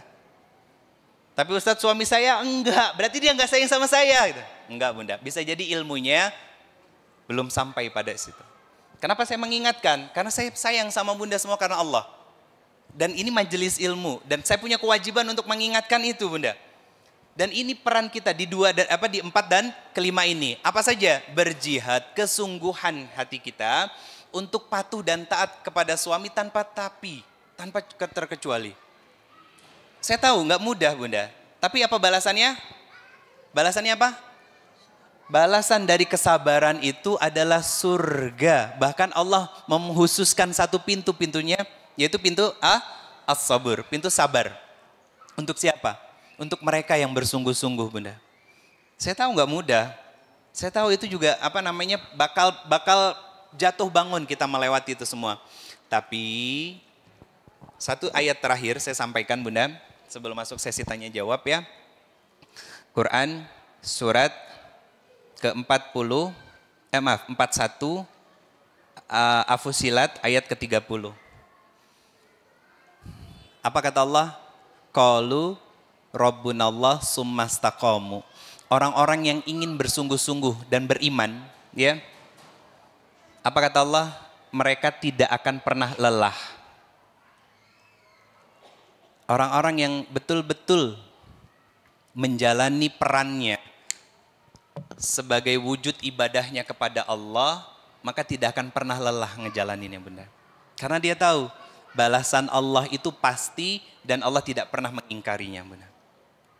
Dan orang-orang yang betul-betul hanya berharap balasan dari Allah, maka di ayat ini jaminannya adalah surganya Allah Subhanahu wa taala. Allah tahu bunda, kita capek, Allah tahu ini enggak mudah. Tapi di dunia inilah kita meraih sebanyak mungkin pahala dan kebaikan untuk mendorong kita masuk ke dalam surganya Allah Subhanahu wa taala. Dan jihad seorang istri, jihad terbesarnya adalah apa? Jihadnya kepada suaminya. Karena suaminya adalah amanah sekaligus ujian dari Allah Subhanahu wa taala. Amanah melahirkan kesyukuran, berterima kasih kepada Allah. Ya, mungkin maaf, suami nggak pernah ngajarin agama, tapi dia sholat sendiri, ya. Atau mungkin dia bertanggung jawab ngasih nafkah, ya kan? Tapi dia nggak pernah ngajarin agama sama kita. Itu jangan diungkit sebagai sebuah kekurangan dari suami kita. Doakan suami agar suami bisa tergerak untuk belajar ilmu agama. Sehingga kita tidak lagi butuh.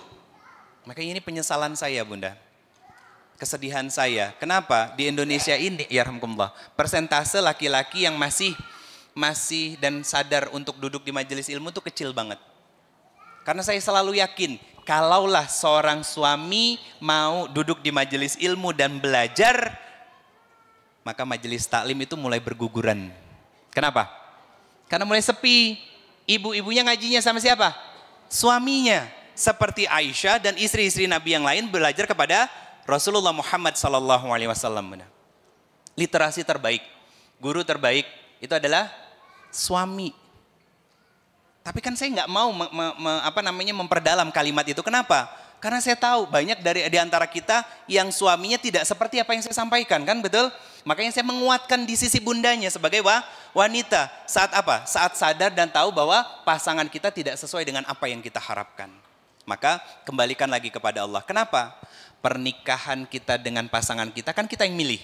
Dan terjadi juga dengan izin Allah. Nah, saat kita sudah memilih dan Allah memberikan izinnya, maka pastikan di dalamnya penuh dengan pahala dan kebaikan, penuh dengan nilai-nilai ibadah, sehingga Allah turunkan ridho dan rahmatnya, kita bersama dengan pasangan kita sampai ke dalam surganya Allah Subhanahu wa taala. Itu yang kita harapkan. Bunda semua yang dirahmati Allah, wanita-wanita di dalam Al-Quran itu kalau dibahas bisa jadi satu tema Bunda. Tentang Asia, tentang tentang istri Nabi Lut, ya kan? Tentang Maryam dan lain sebagainya. Bahkan Maryam itu bukan hanya peran sebagai seorang ibu yang kemudian melahirkan seorang nabi, bukan. Bahkan bagaimana seorang wanita ini bisa menjaga kehormatannya. Kemudian kisah-kisah yang lainnya. Cuman saya ambil secara umum. Kemudian saya ambil kategori dari semua wanita-wanita itu. Bunda sekalian yang dirahmati Allah Subhanahu wa taala, itu yang bisa saya sampaikan, semoga jadi pelajaran dan pembelajaran buat kita semuanya. Pada kategori mana kita saat ini? Kita bisa cek. Maka kalaulah kita di kategori yang satu, yang masih kadang suka ngumpat orang, atau kategori yang kedua, atau yang ketiga masih kadang suka pakai tapi untuk taat sama suami, coba deh kita introspeksi diri dan koreksi diri. Tingkatin sampai pada kesungguhan kita untuk berjihad, bukan kepada suami tapi untuk Allah Bunda. Menjaga kehormatan bukan untuk suami tapi ketaatan kita kepada Allah lewat suami kita. Suami itu hanya perantara, wasilah Bunda. Jangan juga sering-sering kita salah-salahin.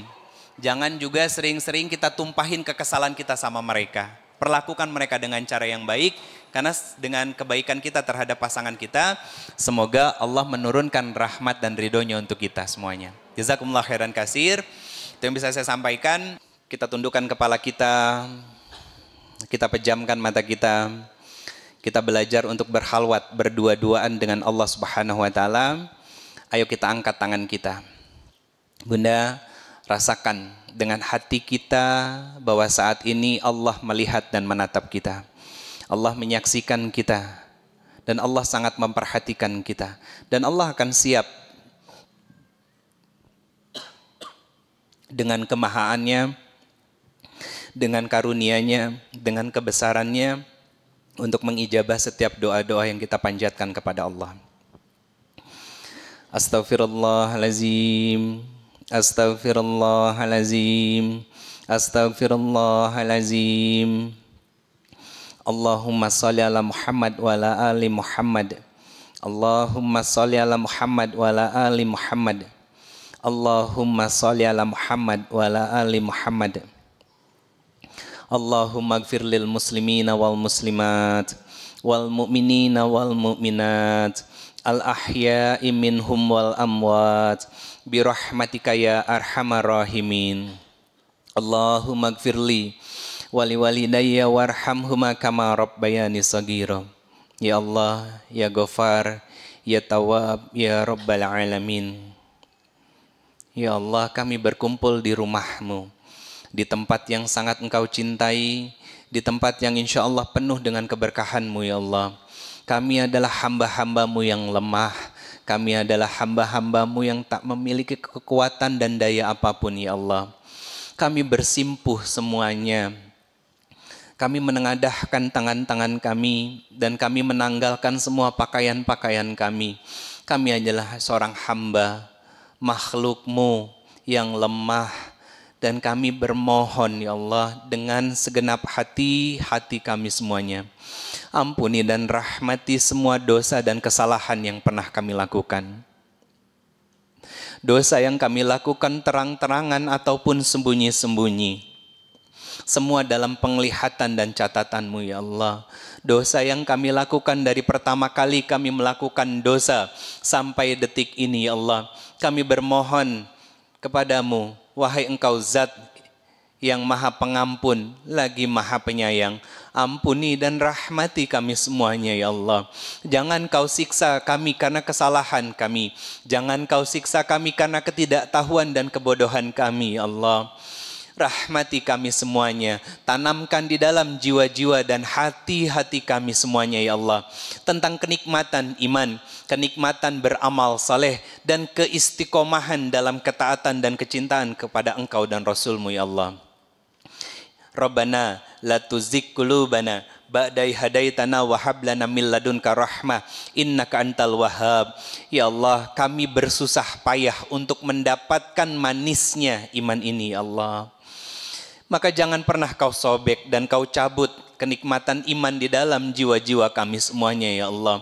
Kami bermohon wafatkan kami semua yang hadir beserta keluarga-keluarga kami, guru-guru kami, sahabat-sahabat kami dan orang-orang yang kami cintai semuanya ya Allah. Husnul khatimah, dalam kondisi yang kau ridhoi ya Allah, dalam kondisi semua dosa telah kau ampuni dan setiap amal soleh yang kami ikhtiarkan kau terima ya Allah. Allahumma a'inna ala zikrika wa syukrika wa husni ibadatik. Ya Allah, ampuni dosa kedua orang tua kami yang telah wafat ya Allah. Sayangi mereka, rahmati mereka dan jadikan kuburnya raudhah min riyadil jannah, taman di antara taman-taman surgamu ya Allah. Sayangi mereka, jangan kau himpit, jangan kau sempitkan, tapi lapangkan selapang-lapangnya dan terangi dengan cahayamu wahai Zat sebagai sumber dari semua cahaya. Engkaulah yang nur, Engkaulah sumber dari semua cahaya. Terangi kubur orang tua kami yang telah wafat ya Allah. Jangan biarkan hewan apapun menyentuh kulit-kulit mereka ya Allah. Jangan biarkan tanah menyempitkan tempat peristirahatan mereka ya Allah. Jangan kau hukum karena ketidaktahuan mereka. Jadikan kami anak-anak yang salih dan salihah, anak-anak yang bisa terus menghadirkan pahala dan kebaikan untuk mereka di dalam kubur-kubur mereka ya Allah. Ya Allah ya Ghafar, ya Tawwab, ya Afu, ya Rabbal Alamin, ya Mujibas Sa'ilin. Ampuni dosa dan dosa seluruhnya dari orang tua kami yang masih hidup ya Allah. Sayangi mereka, wajah mereka yang sudah semakin tua renta, sudah semakin melemah, tidak lagi segagah dan sekuat dahulu ya Allah. Rambutnya yang sudah semakin banyak putihnya dan kulitnya sudah semakin keriput ya Allah. Jangan kau cabut nikmat iman di dalam jiwa-jiwa mereka. Istiqomahkan mereka dalam ketaatan, istiqomahkan mereka dalam amal salih, istiqomahkan mereka dalam perbaikan dan kebaikan ya Allah. Ya Allah, sayangi mereka, cintai mereka. Wafatkan orang tua kami husnul khatimah. Wafatkan orang tua kami husnul khatimah. Wafatkan orang tua kami husnul khatimah ya Allah. Dan jadikanlah kami perwujudan dari doa-doa dan harapan mereka tentang anak-anak yang salih dan salihah ya Allah. Anak-anak yang bisa terus-menerus menghadirkan pahala dan kebaikan untuk mereka. Anak-anak yang bisa terus-menerus menghadirkan cahaya-cahaya kebaikan untuk mereka ya Allah. Dan kumpulkan kembali kami semua yang hadir di sini bersama dengan keluarga-keluarga kami, orang tua kami, anak cucu keturunan kami, guru-guru kami, sahabat-sahabat kami, teman-teman kami ya Allah. Orang-orang yang kami cintai dan sayangi berkumpul kembali di dalam surgamu ya Allah, bersama dengan Nabi-Mu Muhammad Rasulullah sallallahu alaihi wasallam. Ya Allah, Allahumma inna nas'aluka ridhaka wal jannah wa na'udzubika min saqatika wan nar. Allahumma afuwun karim tuhibbul afwa fa'fu 'anna ya karim. Ya Allah, jaga dan lindungi saudara-saudara kami di Gaza. Menangkan mereka, bangkitkan kaum muslimin ya Allah. Agar kami tidaklah menjadi tamu di bumimu ini ya Allah. Agar kami tidak terus dikungkung oleh kezoliman, sekularisme, liberalisme ya Allah. Ya Allah, hadirkan pemimpin-pemimpin di negeri kami ini, pemimpin yang takut kepada Engkau ya Allah. Pemimpin yang mencintai rakyatnya dan rakyatnya mencintai Engkau ya Allah. Dan rakyatnya pun mencintai beliau sebagai pemimpin kami ya Allah. Ya Allah, menangkan Islam, ya Allah muliakan Islam, ya Allah tinggikan Islam. Ya Allah, jaga saudara-saudara kami, kaum muslimin yang sedang terjajah, yang sedang terzolimi di belahan bumi manapun ya Allah. Ya Allah, sungguh janjimu nyata bahwa kemenangan Islam itu akan datang. Maka izinkan kami, anak cucu keturunan kami menjadi bagian dari kemenangan Islam tersebut ya Allah. Rabbana hablana min azwazina wa zuriyatina qurrata a'yun waj'alna lil muttaqina imama. Ya Allah, kami sadar bahwa kami bukanlah suami-suami yang bisa menghadirkan keteladanan di dalam rumah-rumah kami ya Allah. Tapi kami bermohon dalam kelemahan diri kami dan keterbatasan ilmu kami, dan bahkan kami masih sering malas ya Allah. Kami bermohon, tolong ya Allah jadikan kami sebagai suami qawwamah, suami yang takut kepada Engkau, suami yang mencintai Engkau dan Rasul-Mu, suami yang bisa menjadi teladan kebaikan dan ketaatan kepada Engkau dan Rasul-Mu ya Allah. Dan jika ada di antara kami masih menjadi istri yang sering bermaksiat kepada suaminya, sering mengingkari syukur kepada suaminya, istri yang masih kurang untuk bersyukur kepada suaminya, istri yang masih sulit untuk berterima kasih kepada suaminya, maka bimbing hati kami ya Allah, lembutkan hati kami, agar kami bisa lebih luas lagi kesyukuran kepada suami-suami kami, kepada pasangan-pasangan kami ya Allah. Ya Rabbana, jika ada di antara kami yang masih sendiri, maka izinkan kami untuk terus memperbaiki diri, menjadi hamba-hambamu yang salih dan salihah, sehingga itu menjadi ikhtiar kepantasan agar kelak kau hadirkan pasangan terbaik yang engkau ridho, beliau menjadi jalan terdekat kami menuju surgamu ya Allah. Rabbana zalamna anfusana wa illam taghfir lana wa tarhamna lanakunanna minal khasirin. Ya Allah, berkahi harokah dakwah kami, berkahi Majelis Taklim Kota Baru Parahyangan, berkahi Masjid Al-Irsyad, berkahi semua majelis taklim yang hadir pada kesempatan hari ini. Berkahi semuanya ya Allah, dan jadikan kami saudara, sehingga kami bukan hanya bersaudara di dunia, tapi bisa bertetangga di dalam surgamu. Rabbana atina fid dunya hasanah wa fil akhirati hasanah wa qina azabannar. Walhamdulillahirabbil alamin. Al-Fatihah.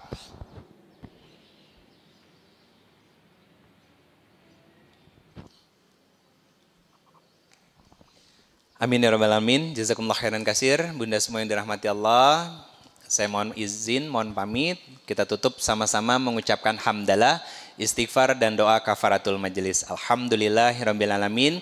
Astaghfirullahalazim, astaghfirullahalazim, astaghfirullahalazim. Subhanakallahumma wa bihamdika asyhadu an la ilaha illa anta astaghfiruka wa atubu ilaik. Saya mohon maaf lahir dan batin Bunda. Insyaallah Allah panjangkan usia kita. Bunda semua juga bisa berkumpul dan selalu berkumpul di masjid ini atau di majelis-majelis yang lain untuk menggapai rahmat dan ridhonya Allah Subhanahu wa taala dengan menikmati setiap sajian dan hidangan yang ada di majelis ilmu. Semoga bisa jumpa insyaallah di bulan depan. Kalau tidak ada halangan, insyaallah. Jazakumullah khairan katsir. Salam untuk keluarga di rumah. Mohon maaf lahir dan batin. Hadanallahu wa iyyakum ajmain. Assalamualaikum warahmatullahi wabarakatuh. Waalaikumsalam warahmatullahi wabarakatuh.